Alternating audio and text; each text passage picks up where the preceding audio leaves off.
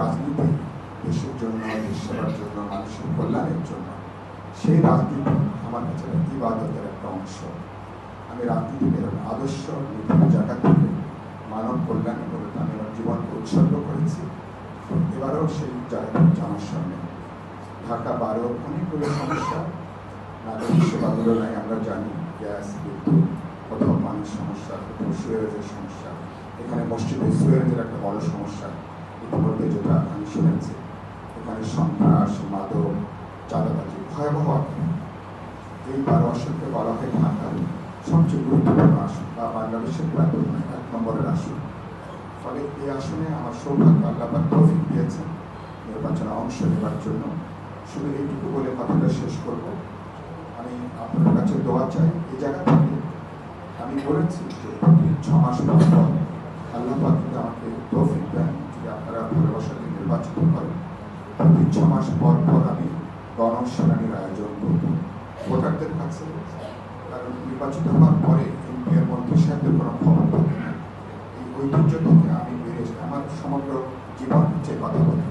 আমি নিজের প্রশ্নের উপর যদি কখনো মাথার মতো করি, আশা করি আপনাদের ভালোবাসায় আল্লাহ রহমতে বাকি জীবনটা আদর্শ নিজের প্রশ্নে আমি অবিচল থাকতে পারবো।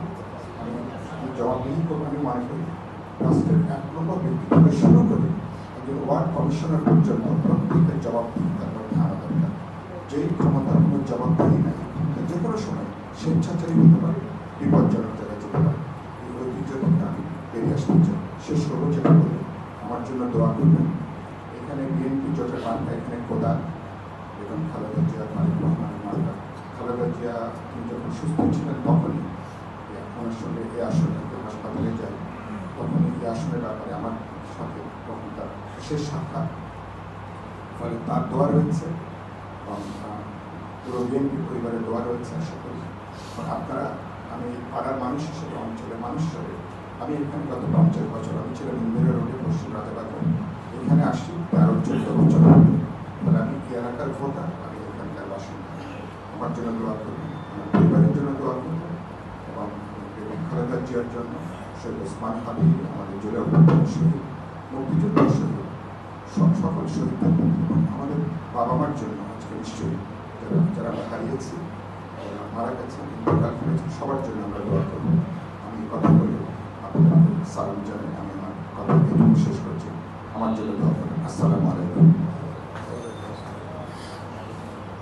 সম্মানিত মুসলিমারা, এই মুহূর্তে আমরা মসজিদুল নবীর জন্য যারা হাদিয়া পেশ করবো, মেহেরবানি করে